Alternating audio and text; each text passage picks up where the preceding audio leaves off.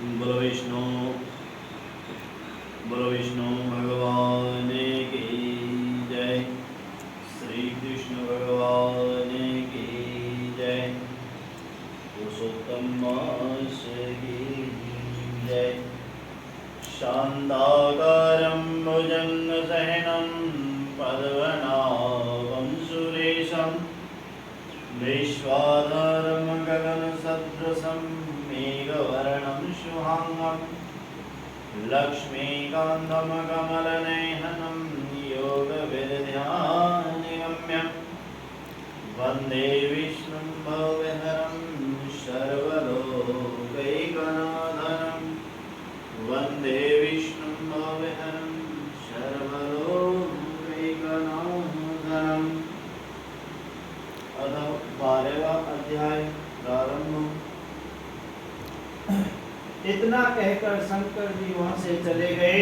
चले जाने पर वह बाला कांतिहीन श्वास पर श्वास लेती हुई भयभीत होकर आंखों में आंसू लाकर रोने लगी। इसी प्रकार दुख से बहुत सा काल व्यतीत हो गया।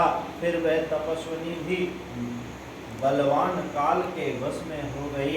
उसी समय बड़े धर्मात्मा राजा द्रुपद ने उत्तम यज्ञ किया। उस यज्ञ कुंड में से एक कन्या उत्पन्न हुई।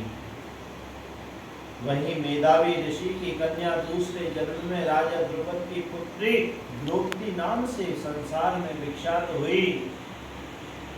सो यह राजा द्रुपद के स्वयंवर में मछली की आंख बीधने पर अर्जुन को मिली।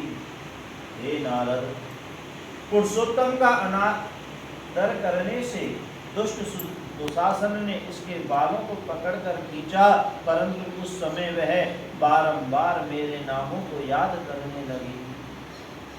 श्री कृष्ण कहने लगे कि यदि द्रौपदी को मैं भूल भी गया था तो भी मेरे को स्मरण आई, और हे राजन, मैं तत्काल ही वरुण पर चढ़कर आया और अनेक प्रकार से खींचे हुए चीर को इतना बढ़ाया दुशासन को उसको खींचता हुआ अचेत होकर गिर गया। सदैव मेरे में स्नेह करने वाली और पतिव्रता को पुरुषोत्तम मास के अनादर से मैंने भी उसको त्याग दिया। पुरुषोत्तम मास का तिरस्कार करने वाली को भी मैं त्याग देता हूँ। इसलिए सब प्रकार से पुरुषोत्तम मास ऋषियों और देवताओं के भी सेवन योग्य है। फिर मनुष्यों को तो अत्यंत ही मनवांछित फल देने वाला है। इसलिए आने वाले पुरुषोत्तम मास की आराधना करो। 14 वर्ष पूरे हुए, अब सब कुछ अच्छा ही होगा। श्री नारायण कहने लगे। इस प्रकार श्री कृष्ण द्रौपदी और पांडवों को समझाकर द्वारकापुरी आए हुए बोले, हे राजन, अभी विरह से व्याकुल द्वारकापुरी को मैं जा रहा हूँ। ऐसा कहने पर भगवान प्रेम से मग्न हो पांडु पुत्रों को धीरे धीरे लौटाकर द्वारकापुरी चले गए। श्री नारायण बोले कि श्री द्वारकानाथ के द्वारका जाने पर युधिष्ठिर अपने भाइयों सहित तप करते हुए तीर्थों में विचरने लगे।